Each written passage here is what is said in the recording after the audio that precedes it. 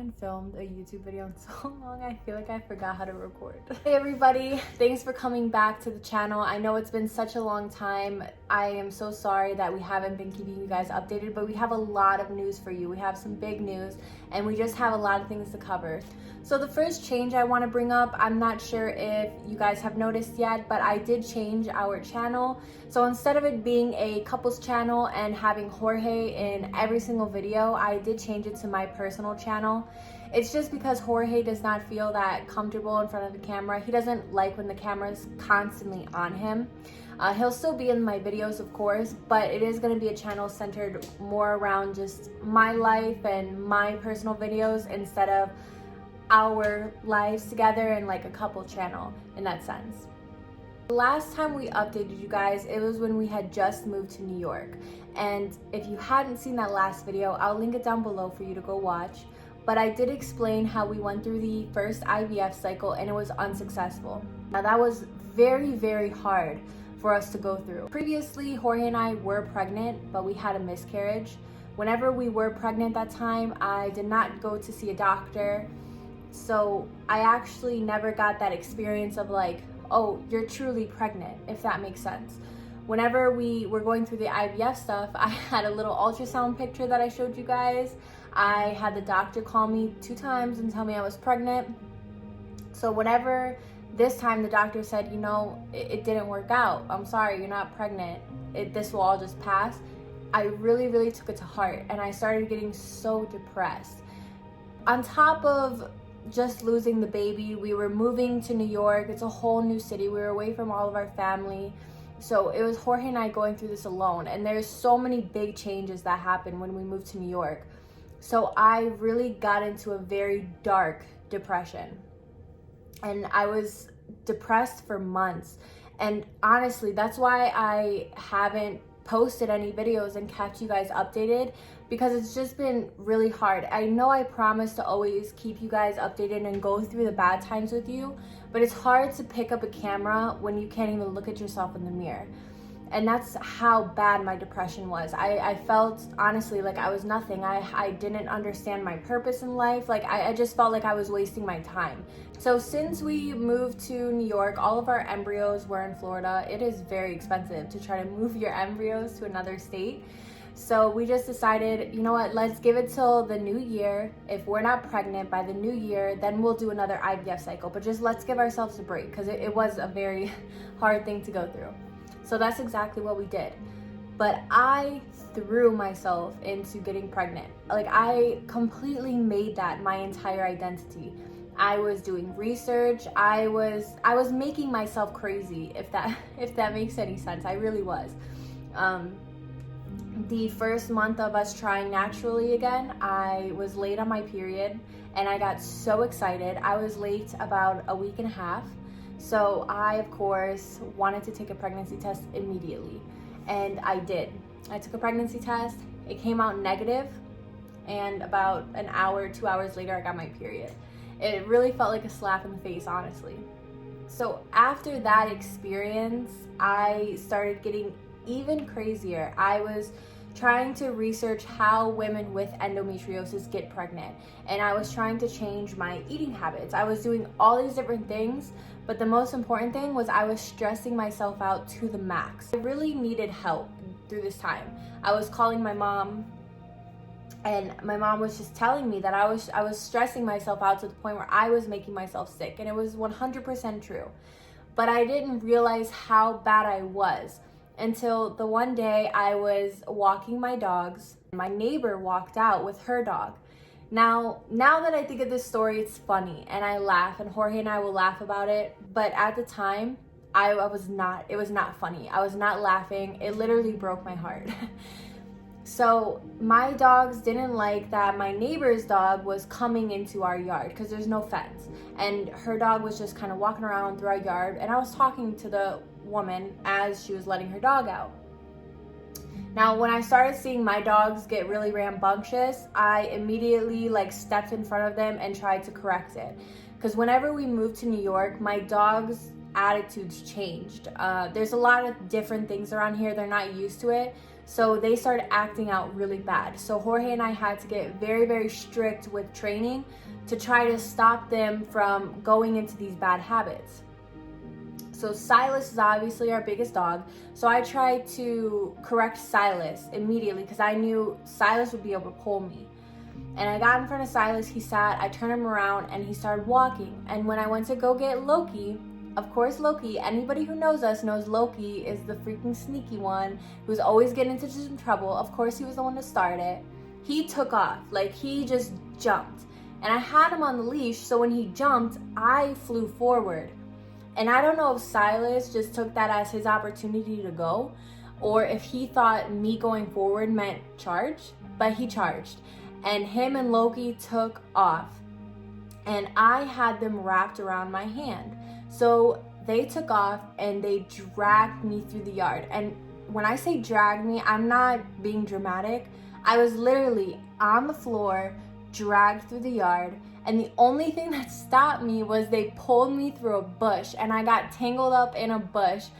And my neighbor's like, oh my God, are you okay? Like, I don't know what to do. And I was just like, I'm fine. And I grabbed the dogs, I corrected them, and I took them inside. I had sticks stuck into my skin. I was dirty.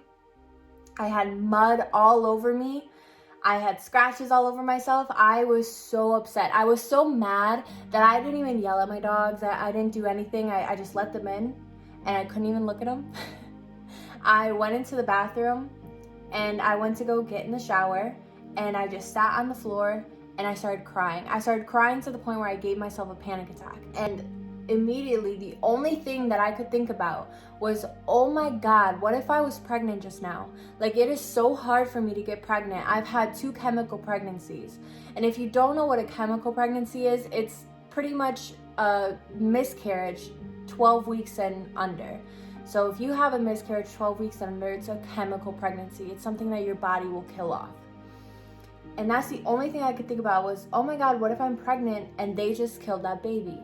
They just ruined my chance of having a baby because they're just not behaved. I was depressed to the point where the rest of the day I sat on the couch and I just cried all day long.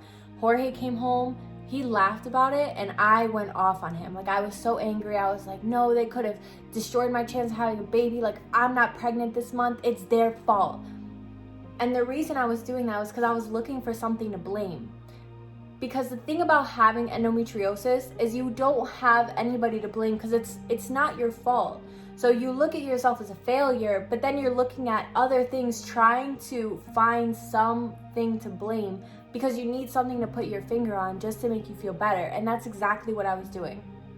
And when I was so depressed, I knew how stupid that whole situation was. And I knew that I should not be crying, balled up on the couch, like crying like a baby just because my dog is dragging me through the yard. I mean, it hurt, but it shouldn't have hurt me enough to break my spirit like that. And that's when I finally realized that something was truly wrong with me. By this time, it was around November. And so honestly, I was just like, you know what? I'm gonna give up. I am not gonna worry about it. I'm not gonna put myself in that situation to keep trying to get pregnant and I just can't get pregnant. Like, I can't do it to myself because my mom's right. I am truly making myself sick. So that's exactly what I did. I gave up. And when my period would come, I was just like, I'm not gonna get pregnant. Of course we were still trying, but I just wasn't making that my entire world anymore. I tried to separate myself from it as much as possible. I was getting off of social media because social media, seeing everybody with their kids, mind you, I'm so happy for them, but it truly hurt me inside. It really made me into a different person. It made me ugly. While I was going through all this, my endometriosis has gotten so bad. Now that I think about it, it's probably so bad because of how much stress I was under. It's gotten so bad now that usually before, on the first week of my period, that was horrible. Like, when my period started, I was out of commission. Now it's a week before my period. Even this past month, it was 2 weeks before my period. I was just out of commission, plus the week of my period. So that's almost a whole month now. I've just been in pain. So I was telling Jorge that I need to get another surgery. And we were talking to his parents and we were looking around because, you know, we're in New York. I don't have the same job that I had when I lived in Florida, and in Florida I had really good insurance. I don't have that here. So we were like, okay, well, why don't we go to Colombia to do the surgery? So we started talking to a doctor, and this doctor is also an infertility doctor. And this pretty much leads to our big news. So Jorge and I, how we told you in the beginning, that we decided to do another round of IVF in the beginning of the year if nothing works out. And it's taken me so long to make this video. Let me just throw this out right now. It's taken me so long to make this video because it's been taking us so long to try to plan everything, and I wanted to make sure everything was perfect before I came and told everybody, and then I'm like, wait, scratch that, like, this is what's happening, scratch that, this is what's happening. So we've been talking to this doctor for a very long time. I feel comfortable with him, and I mean, next week, literally next week, we plan on going to Colombia, and I am going to stay there for about 2 months, and we're going to redo the entire IVF process in Colombia. It's been really interesting because there's a few different things that have been going on with the process already, and I'm really excited to be able to film it for you guys and film our experience in Colombia. It's going to be really hard because Jorge is only able to stay in Colombia for 5 days. So it's just, he's going to be there for 5 days to do his part of the IVF process. And then for 2 months, I'm just going to be by myself with his family, of course.